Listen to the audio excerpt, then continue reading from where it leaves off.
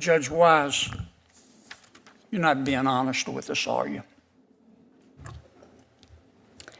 That is incorrect. Well, we all may be poorer, but we're not stupid.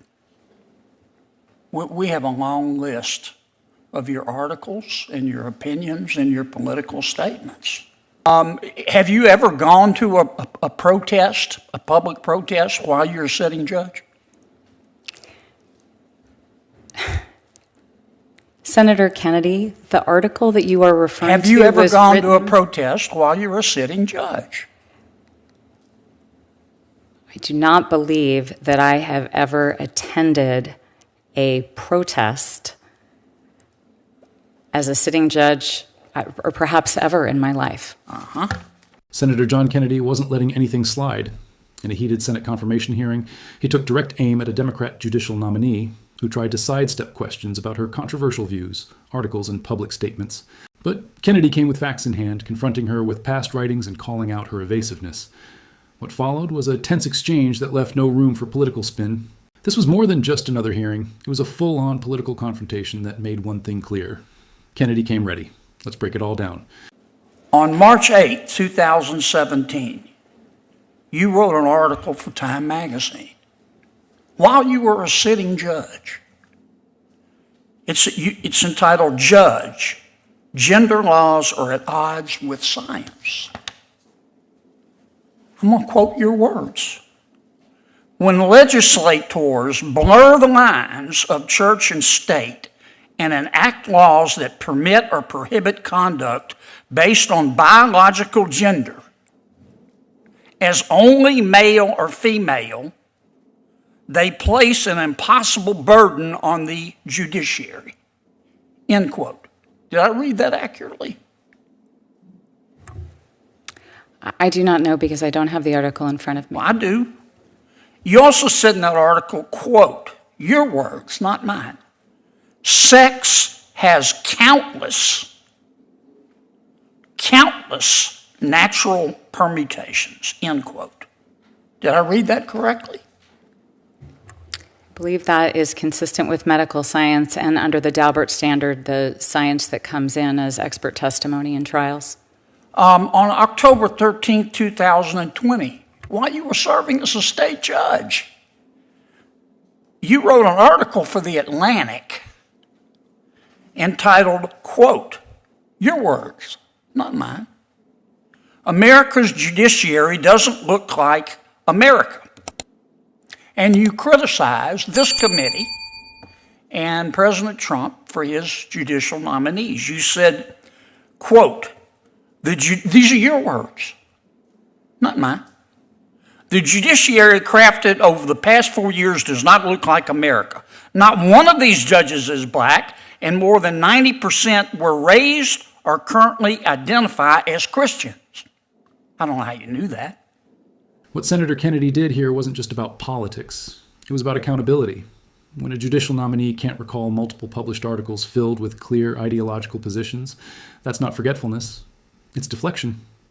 Kennedy brought the receipts, asked direct questions, and exposed the growing disconnect between what nominees claim in hearings and what they advocate publicly.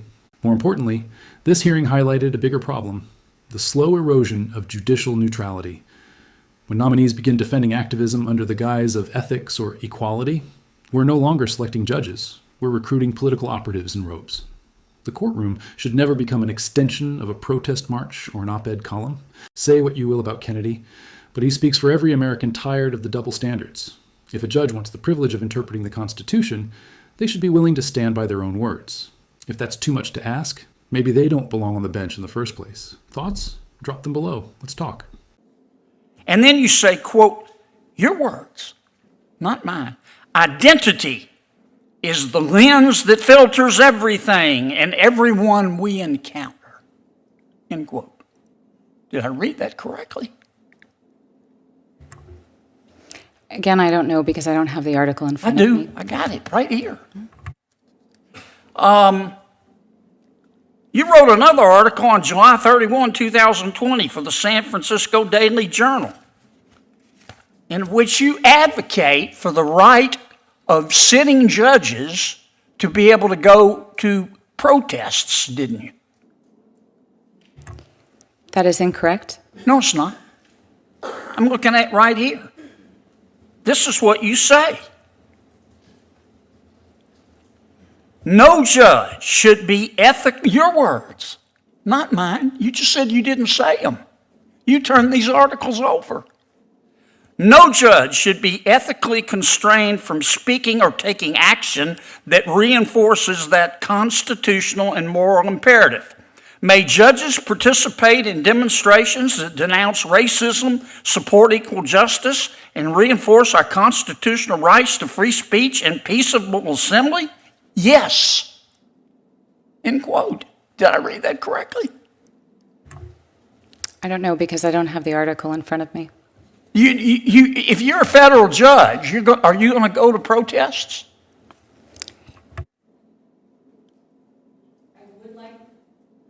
I would like to answer the substance of the underlying question that was asked. I'd like you to answer my question. I've only got another minute or so. If you're a federal, let me put it another way. Have you ever gone to a protest, a public protest, while you're a sitting judge? Senator Kennedy, the article that you are referring to Have you ever was gone to a written- protest while you're a sitting judge?